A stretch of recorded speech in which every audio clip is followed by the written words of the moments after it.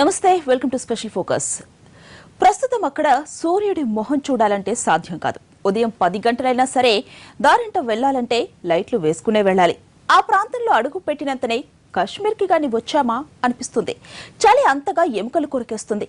వెచ్చటి చలిమంటను కౌగిలించుకోవాలనిపిస్తుంది. అదే లంబసింగే. శీతాకాలపు వేళ మన్యానికెళ్లి మంచు పల్లకిలో ఊరేగటానికి తయారేనా?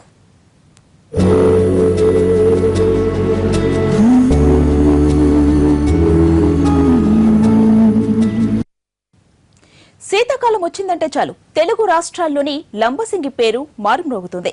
కారణం అక్కడ చలికే చక్కెలి గింతలు పెట్టేంత చలి. -డిగ్రీలతో మైమర్పించే వాతావరణం. మంచు దుప్పట్లు కమ్మేయటంతో ఆ చెట్టు పుట్ట అడవంతా పట్టపగలు వెండి వెన్నెల పరిచినంత ఆహ్లాదంగా ఉంటుంది. జీవితంలో ఒక్కసారైనా ఈ ప్రాంతం సందర్శించాలి అన్నంత కోరిక కలగజేస్తుంది. ఊటీ అంటే అందరికీ ముందుగా గుర్తొచ్చేది విశాఖ జిల్లాలో లంబసింగి ప్రాంతం. ఈ ప్రాంతంలో ఎప్పుడు -డిగ్రీలతో పర్యాటకులను ఎంతగానో ఆనందపరుస్తూ ఉంటుంది. ముఖ్యంగా అక్టోబర్ సీజన్ నుంచి ప్రారంభమయ్యే శీతాకాలంలోని డిసెంబర్ నెల వరకు కూడా విపరీతమైన మంచు వర్షంలా కురుస్తూ ఉంటుంది. అటువంటి ఈ ప్రాంతం లంబసింగి ప్రాంతంపై ఎన్టీవీ అందిస్తున్న ప్రత్యేక కథనం.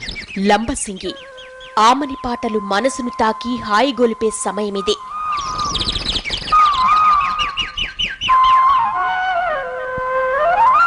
చలి చంపుతున్న చమక్కులు గిలిగింతలు పుట్టించే కాలమిది.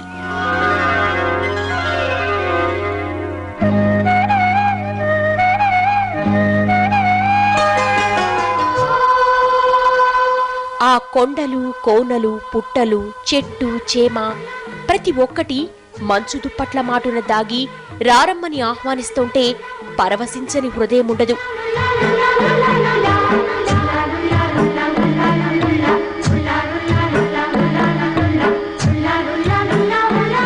మంచుపూల వానలకు అక్కడి రాయిరప్ప కూడా రత్నాలై మెరుస్తుంటే కళ్ళు మిరిమిట్లు గొలుపుతాయి. కళ్ళెంత విచ్చుకుని చూసినా అదే పొగమంచు.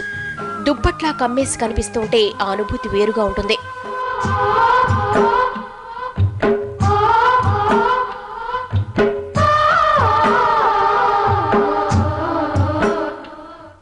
ప్రకృతి కాంత మంచు ముసుగేసుకుని ముద్దు గొలుపుతుంటే చూడడానికెంతో ఇంపుగా ఉంటుంది. వెచ్చటి చలిమంటలకు గుండె చప్పులు జుంబారే రాగాలందుకుంటాయి.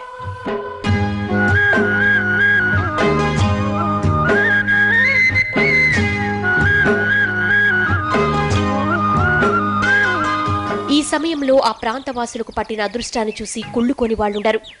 మామూలుగా ప్రకృతి రమణీయత కళ్లకు పనిపెడుతుంది. అదే లంబసింగిలో మనసుకు పని చెబుతుంది. ఎందుకంటే ఈ ప్రాంతంలో కమ్ముకున్న చలిని చూడడానికన్నా ఆస్వాదించడానికి ఎక్కువ బాగుంటుంది.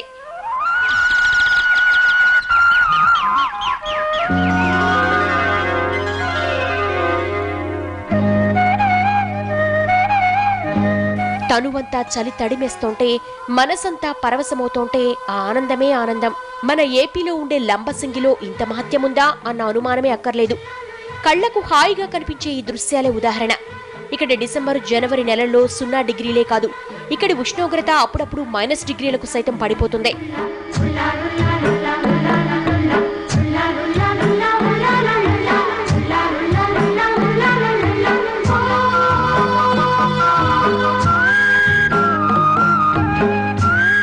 చల్లటి అనుభూతి కోసం కాశ్మీరే వెళ్ళనక్కర్లేదు. ఒకప్పటి లంబసింగి ప్రస్తుత లంబసింగ్ వస్తే చాలు, అంతకన్నా మించిన అద్భుతమైన అనుభూతి సొంతమవుతుంది. ఈ విషయం ఇప్పుడిప్పుడే అవగతమవడంతో పర్యాటకులు ఈ ప్రాంతానికి క్యూ కడుతున్నారు.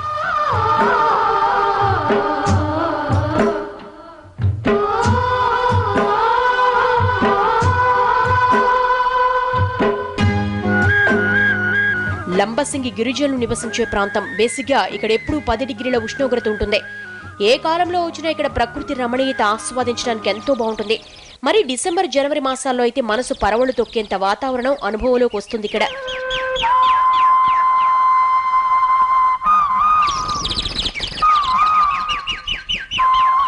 చింతపల్లి వెళ్లే వాళ్ళంతా లంబసింగి మీదుగా వెళ్లాల్సి ఉంటుంది. ఎంత అర్జెంట్ పనున్నా ఈ మార్గంలో వెళ్లే వాళ్లు లంబసింగిలో కాసేపు ఆగకుండా వెళ్లరు. అందుకారణం ఈ ప్రాంతంలోని అనిర్వచనీయమైన వాతావరణమే.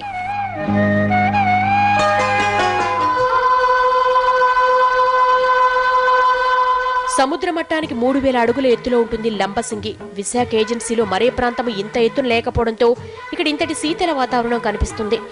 చుట్టూ ఎత్తైన కొండలు, లోతైన లోయలు, ఎటు చూసినా పచ్చటి తివాచీ పరిచినట్లు కనిపించే ఈ సోయగాలు చూసి ఎవరైనా సరే పులకించిపోవాల్సిందే. లంబసింగి వెళ్లామంటే మనసు మాట వినడం మానేస్తుంది. అంతటి ప్రకృతి రమణీయత అక్కడికెళ్లిన వాళ్లను కట్టిపడేస్తుంది. అలాగని లంబసింగిలో రోజుల తరబడి ఉండాలంటే కూడా కుదరదు. ఎందుకంటే అక్కడ అంత గడ్డ కట్టించే చలి. మరి అక్కడుండే వాళ్ల పరిస్థితి ఏంటి? మనం సహజంగా పర్యాటక ప్రాంతాల్లో వాటర్ ఫాల్స్ గురించి వింటాం, కానీ విశాఖ జిల్లా లంబసింగిలో మాత్రం మంచు ఫాల్స్ కూడా కనిపిస్తుంటాయి. ఇక్కడ ఈ ప్రాంతంలో లంబసింగి వెళ్లే మార్గం మధ్యలో మాత్రం మంచు విపరీతంగా ఒక వాటర్ ఫాల్స్ మాదిరిగా కూడా కొండమించి అలా జారువాడుతూ కనబడుతూ ఉంటుంది. ఇది నిజంగా సందర్శకులకు ఎంతో ఆనందం కలిగిస్తుంది. ఈ యొక్క ప్రాంతం ముఖ్యంగా కూడా ఈ మంచుకి ఫేమస్. ఇక్కడ ఎప్పుడు కూడా కనిష్టంగా కూడా -డిగ్రీస్లోనే కూడా ఇక్కడ ఎప్పుడు కూడా ఉష్ణోగ్రతలు నమోదవడం విశేషం. లంబసింగి విశాఖపట్నం నుంచి సుమారు 120 కిలోమీటర్ల దూరంలో ఉంటుంది. విశాఖ నుంచి వచ్చేవాళ్లు నర్సీపట్నం వరకు బస్సులో రావాల్సి ఉంటుంది.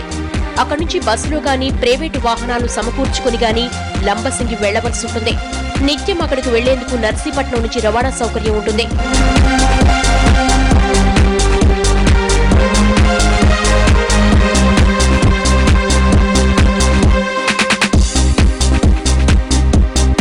శీతాకాలంలో లంబసింగిలో ఉదయం 11 అయినా సూర్యోదయం కాదు. సరే, సాయంత్రం 6 వరకు భానుడి తాపం ఉంటుందిగా, అదే 10,000 అనుకుంటే అది లేదు. సాయంత్రం 4ంటికి ప్రపంచమంతా పట్టపగల్లా ఉంటే అక్కడ మాత్రం చిమ్మ చీకట్లు కమ్మేస్తాయి. లంబసింగిలోని చలిపులికి భయపడి సూర్యుడు మధ్యాహ్నం 3ంటికే డ్యూటీ దిగేస్తాడు. అంటే ఈ సీజన్లో లంబసింగిలో కేవలం 4-5 గంటలు మాత్రమే పగలు. మిగిలిన సమయమంతా ఆ ప్రాంతం మంచు దుప్పట్ల మాటున దాగి వెలుతురు తగ్గి కనిపిస్తుంది.